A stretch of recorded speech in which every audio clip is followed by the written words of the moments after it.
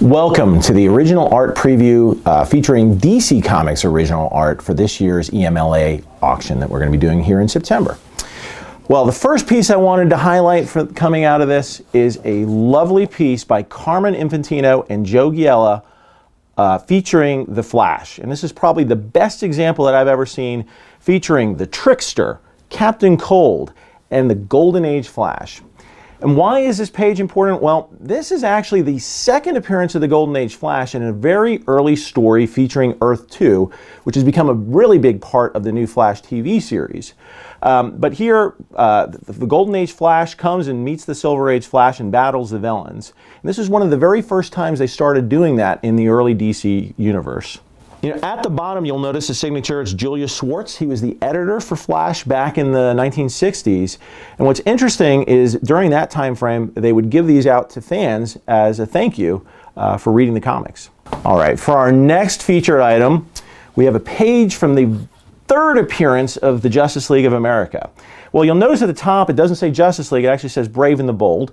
And that's because before they actually gave the Justice League their own series in Justice League #1, they had a three-part tryout series from Brave and the Bold number 28 through 30. I guess the good news is they ended up doing pretty well, and they ended up getting their own title.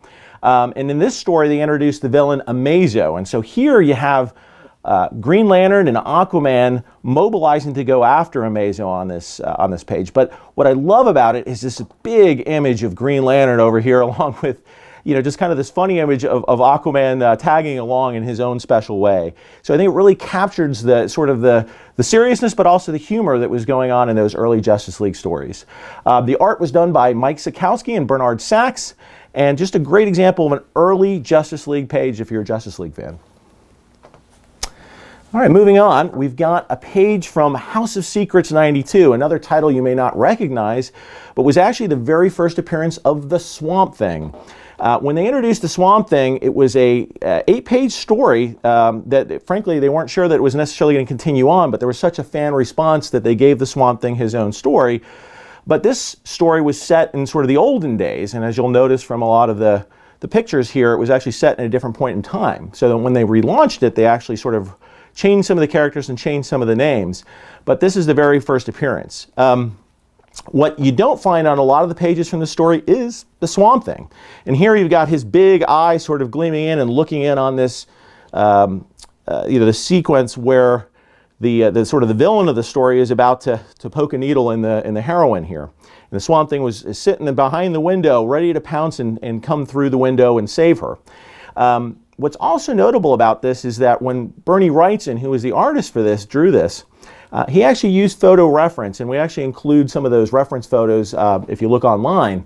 But you'll notice here, this is actually Louise Jones, who went on to become Louise Simonson. At that time, she was sort of hanging out with the gang and posed for these pictures here, and became the main model for the heroine that's on the page.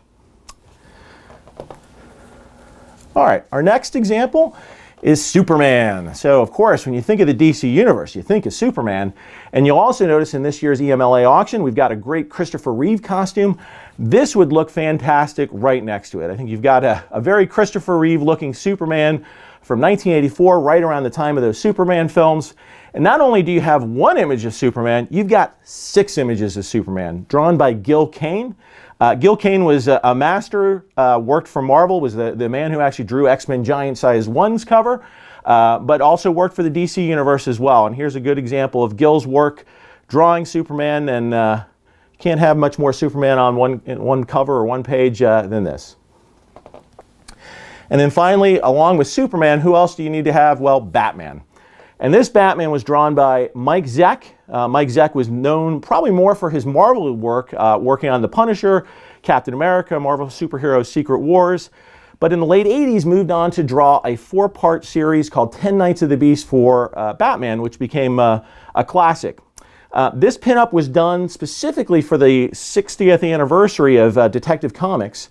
And it was actually drawn a few months after he had finished 10 Nights of the Beast. And just a huge dynamic image of Batman swinging right at you. And I think this captures Zeck's style really well. And it was also used as part of the Dynamic Lines exhibit that the University of Maryland Eastern Shore had done a couple of years ago. And this was the main image that was featured on the poster.